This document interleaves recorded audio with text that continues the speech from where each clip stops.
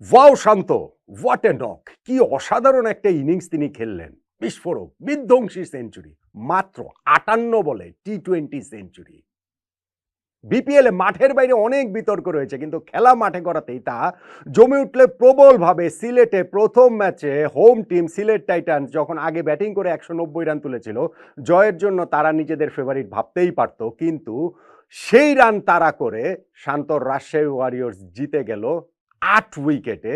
সেইটা শান্তর ওইরকম অপূর্ব অনবদ্য সেঞ্চুরিতে। অবভিয়াসলি মুশফিকুর রহিমের 50 ওই ১৩০ রানের অবিচ্ছিন্ন পার্টনারশিপের অবদানটা রয়েছে, কিন্তু শান্তর সেঞ্চুরি আসলে ছাপিয়ে গেছে সবকিছু। টার্নিং পয়েন্টের আলোচনা তো করছি, সেটা তো বলবোই, কিন্তু এরকম একটা সেঞ্চুরি দিয়ে কি নাজমুল হোসেন শান্ত বাংলাদেশে টি-২০ বিশ্বকাপ পরিকল্পনায় গাজী আশরাফ হোসেন লিপুদেরকে আবার একটুখানি চিন্তায় ফেলে দিলেন? যদি সামনেও বিপিএলের কয়েকটা ম্যাচ শান্তর ব্যাটে এরকম রানের বন্যা বইতে থাকে, তাহলে you never know, world cup দলেও শান্ত চলে আসতে পারেন। দেখুন, আমি নিজেই একটা ভিডিও করেছিলাম যে বাংলাদেশে টি-২০ বিশ্বকাপ স্কোয়াডে ১৫ সদস্যের দলের মধ্যে ১১ জন, নিশ্চিতই যে ২ দিন আগেই করেছি, ওই যে বাকি ৪টা স্পট রয়েছে সেই ৪টা স্পটের জন্য কাদের কাদের লড়াই হবে, ব্লা ব্লা ব্লা। এই পুরো ভিডিওর কোথাও নাজমুল হোসেন শান্তর নাম আমি বলিনি, আলোচনাতেই আনিনি। আনার আসলে কারণও ছিল না, কারণ নাজমুল হোসেন শান্ত বাংলাদেশে টি-২০ পরিকল্পনা থেকে একেবারেই ছিটকে পড়েছেন। হ্যাঁ, তিনি আমাদের টি-২০ টিমের ক্যাপ্টেন ছিলেন বটে, তবে তার ক্যাপ্টেন্সি কেড়ে নেওয়ার পর ইউএই পাকিস্তানের বিপক্ষে সিরিজের স্কোয়াডে তার নাম ঘোষিত হয়েছিল। ইউএর বিপক্ষে একটা ম্যাচে কেবলমাত্র একাদশের সুযোগ পেয়েছেন, অন্য ম্যাচগুলোতে তাকে একাদশেই খেলানো হয়নি। তারপর বাংলাদেশ ৭-৭টা টি-২০ সিরিজ আমরা খেলেছি। শ্রীলঙ্কার বিপক্ষে, পাকিস্তানের বিপক্ষে, নেদারল্যান্ডসের বিপক্ষে, এশিয়া কাপ, আফগানিস্তানের বিপক্ষে, ওয়েস্ট ইন্ডিজের বিপক্ষে, আয়ারল্যান্ডের বিপক্ষে।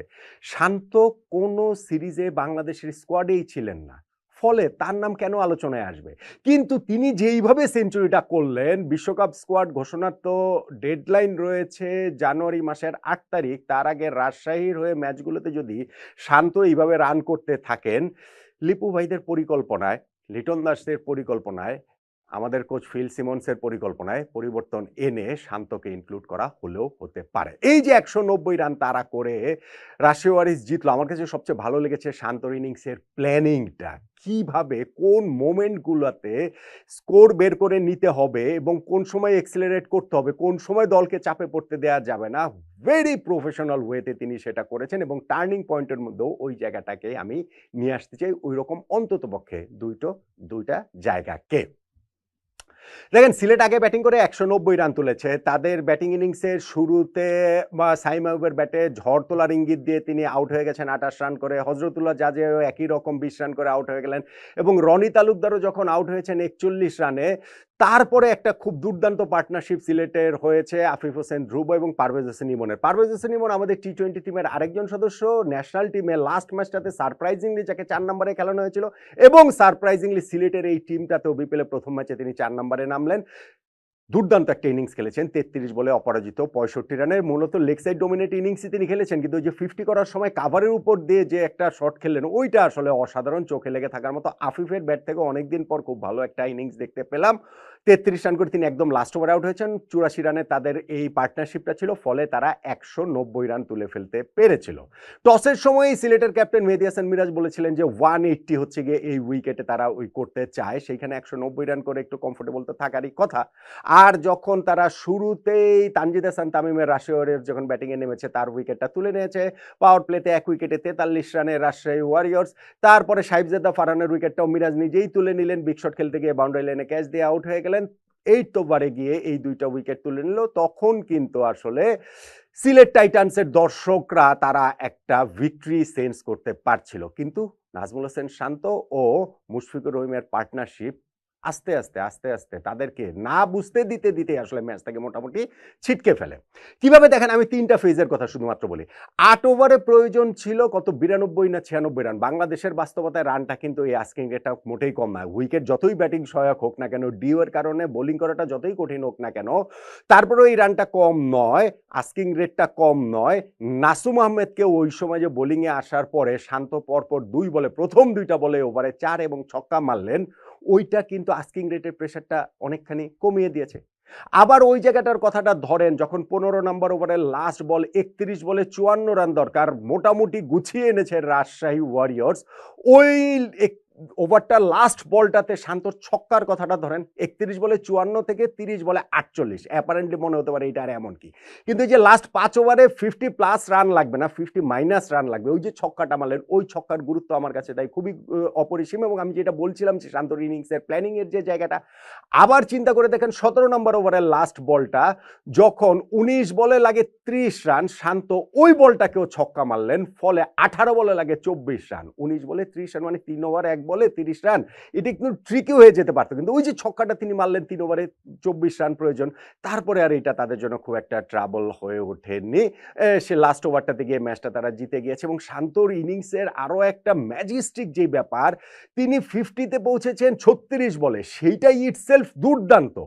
সেঞ্চুরিতে পৌঁছেছেন 58 বলে, মানে পরের 50 করেছেন তিনি মাত্র 22 বলে। হ্যাঁ, লাস্ট ওভারে কি একটা মিসফিল্ডিং এর কারণেই 1 রান থেকে 2 রান হয়ে গেল, সেখানটাতেই শান্ত সেঞ্চুরিটা পেয়ে গেলেন। কিন্তু এই যে প্রথম 50 তিনি করেছেন 36 বলে, পরের 50 করেছেন 22 বলে, ইনিংসটা তিনি যেভাবে সাজিয়েছেন, এইটা আসলে টি-20 ফরম্যাটে চেজিং এ একটা মাস্টার ক্লাস বলে আমার কাছে মনে হয়। এবং অবভিয়াসলি মাস্টার ক্লাস হচ্ছে গিয়ে মুশফিকুর রহিম সাপোর্টিং রোলটা কিভাবে প্লে করতে হয়। তিনি 51 বলে অপরাজিত, 31 বলে অপরাজিত 51 রানের একটা ইনিংস খেলেছেন এবং তাদের পার্টনারশিপ 71 বলে অবিচ্ছিন্ন 130 রানের পার্টনারশিপ।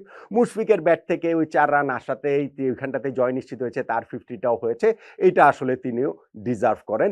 কিন্তু শান্ত আসলে সেঞ্চুরিটা যেভাবে ডিজার্ভ করছেন, এবং এই সূত্র ধরে ইউ নেভার নো ওয়ার্ল্ড কাপে বাংলাদেশের টি-20 স্কোয়াডেও কলটা কি ডিজার্ভ করেন কিনা, এই একটা ইনিংস দেখে ডিসিশনে পৌঁছানো যাবে না। কেন আমি বলছিলাম যে বাংলাদেশের টি-20 পরিকল্পনা থেকে শান্ত সরে গেছেন, লাস্ট 7টা সিরিজে তাকে স্কোয়াডেই রাখা হয়নি বাংলাদেশের টি-20তে, সেইখানে একটা ইনিংসেই তো আর স্কোয়াডে চলে আসবেন না। কিন্তু এই রান ধারা যদি তিনি অব্যাহত রাখেন, তাহলে বাংলাদেশের সিলেকশন প্যানেল, টি-20 ফরম্যাটের ক্যাপ্টেন, কোচ, তাদেরকে একটু ভিন্নভাবে ভাবতেই হবে। যাই হোক, সেটা তো পরের আলোচনা। কিন্তু এই যে বিপিএলের প্রথম ম্যাচটাতেই 190 রান চেস করে রাজশাহী ওয়ারিয়র্স যে জিতে গেল, মুশফিকুর রহিমের 50 এবং নাজমুল হোসেন শান্তর অপরাজিত সেঞ্চুরিতে, তাতে টার্নিং পয়েন্ট কোনটাকে বলবো? আমার কাছে ভাই টার্নিং পয়েন্ট ওই যে আমি 3টা ফেজের কথা বলেছিলাম না, বিশেষত 2টা ফেজ, বিশেষত শান্তর ওই 2টা ছক্কা। 31 বলে 54 রান লাগে, শান্ত ছক্কা মারলেন, 30 বলে 48 রান প্রয়োজনীয়তা হয়ে গেল। 19 বলে 30 রান লাগে, শান্ত ছক্কা মারলেন, 18 বলে 24 রান হয়ে গেল। এই যে 2টা ছক্কা, এই 2টা ছক্কার গুরুত্ব শুধু 6-6 12 রান না, আমার কাছে মনে হয় এর চেয়ে আরো অনেক বেশি কিছু। ওভারঅল পার্টনারশিপের কথা তো বলতেই পারেন, ওভারঅল ব্যাটসম্যানশিপের কথাও বলতে পারেন, কিন্তু আমি শেষ পর্যন্ত গিয়ে একেবারে ন্যারো ডাউন করে নিয়ে এসে রাজশাহীর এই জয়ে নাজমুল হোসেন শান্তর এই বিস্ফোরক সেঞ্চুরির মধ্যেও ওই 2টা ছক্কার মোমেন্টটাকেই আমার কাছে মনে হয় রাজশাহীর জয়ের টার্নিং পয়েন্ট। আপনার টার্নিং পয়েন্টও কি এটা, এবং আপনিও কি মনে করছেন